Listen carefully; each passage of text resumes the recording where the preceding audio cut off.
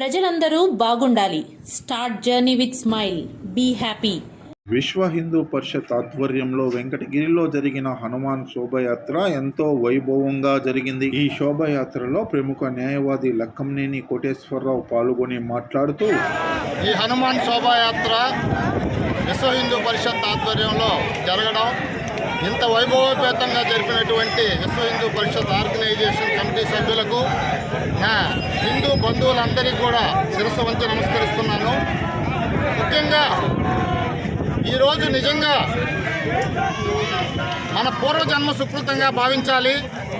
వెంకటగిరిలో ఇంత వైభవోపేతంగా ఈ వర్షాన్ని సైతం లెక్క చేయకుండా మన యువత చూపినటువంటి ఉత్సాహం చూస్తుంటే నిజంగా హిందువుల్లో ఉన్నటువంటి ఐక్యత కోసం నిజంగా మనం అందరం గర్వపడాలి హిందువుగా పుట్టిన దానికని చెప్పి అందరికీ సభాముఖంగా తెలియజేస్తున్నాను. మనకు ఆదర్శప్రాయుడు, మానవాళి జీవితంలో ఆదర్శప్రాయంగా జీవించాలి అంటే ఈగో శ్రీ రామభక్త హనుమాన్ అంటే శ్రీరామచంద్రమూర్తిని ఆదర్శంగా తీసుకుంటారు.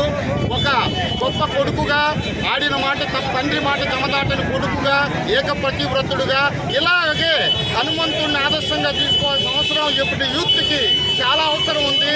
ఎందుకంటే నమ్మకానికి, ధైర్యానికి పెట్టిన పేరు హనుమంతుడు.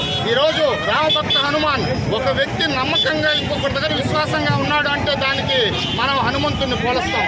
అదేవిధంగా ప్రేత పిశాచులు చేయాలైనా సరే హనుమంతుడు బొమ్మ కడితే, మెడలో హనుమంతుడిని వేసుకుంటే ఎవరైనా సరే దూరం అయిపోతారు.